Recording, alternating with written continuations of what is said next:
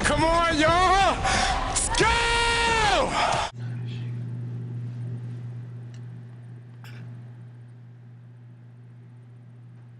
Hello, and welcome to week 3 Are you doing it? of fantasy football. I'm doing it.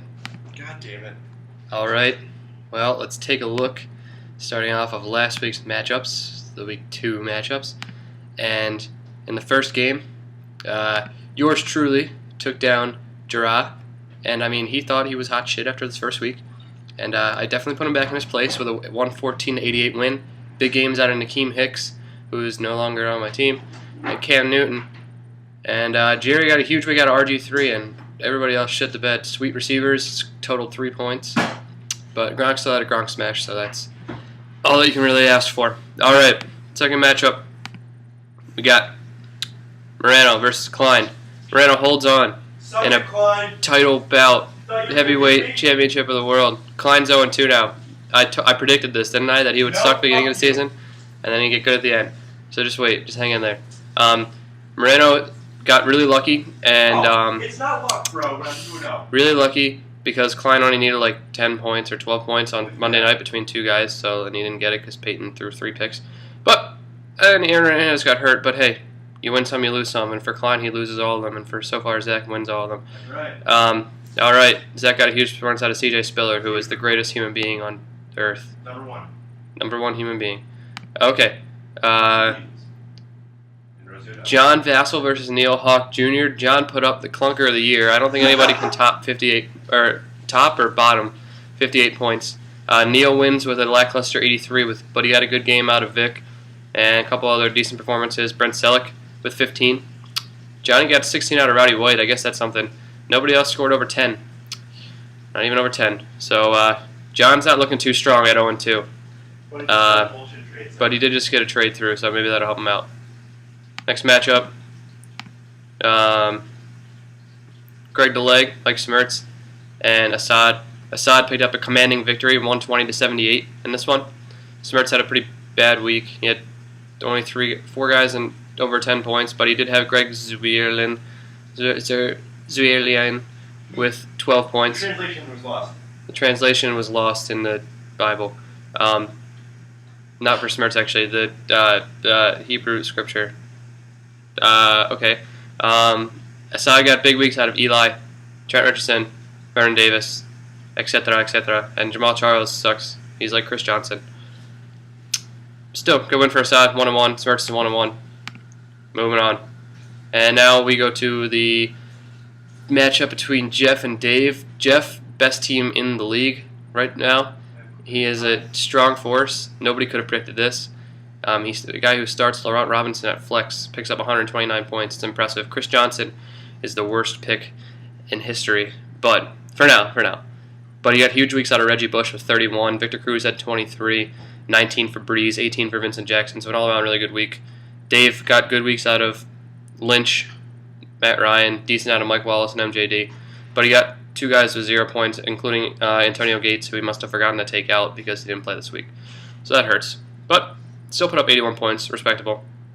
All right, moving on to the week 3 matchups. One moment, please. All right, first matchup is me versus Zach Moreno. You rang? It seems at this point my lineup consists of Andre Brown and Danny Amendola in the starting lineup, and Nakeem Hicks and Forte are both hurt, although Nakeem will be auctioned off at a price to Smertz. Zach's got some really good matchups this week. His team's looking strong. He's got C.J. Spiller, the number 1 running back, Tom Brady, who's excellent. Just so much depth all the way around. But I have pride in my team, and I will predict a tie of 95-95. A tie. It's better than you Johnny did. But I might pull it off by 1. I think Zach might pull it off by 1 point. He might get me. So if I lose, I predicted that anyway, so it doesn't really matter. No. Fuck you.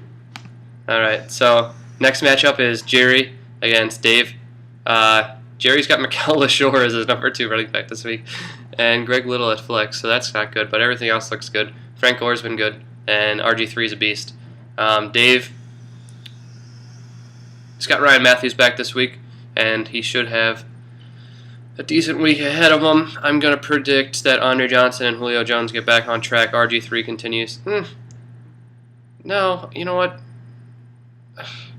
I'm going to give Dave a win this week. I think Dave's going to get it. I don't pick him to win much, and I think he's going to win.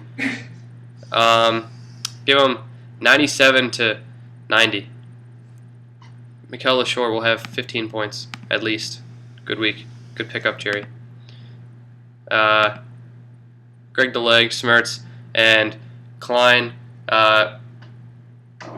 Klein's receivers, that's what this matchup comes down to. They looked sweet to start the year, and so far they've been an utter disappointment. And Smertz's running backs, they're good too. I mean, McFadden needs to step it up. And Jordy Nelson, Percy Harvin, Arian Foster is going to be huge, but he's not going to be enough.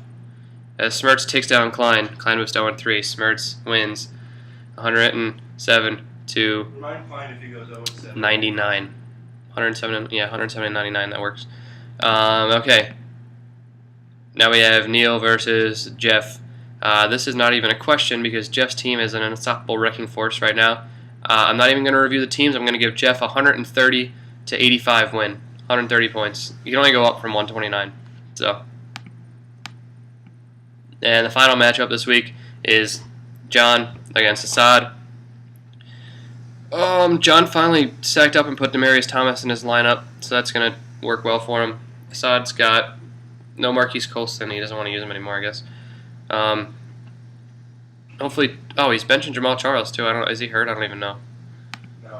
He's not hurt. Just sucks. Okay. Well, see how Alfred Morris and Malcolm Floyd do. And I'm going to give John a win this week of 99 to 84. 99-84.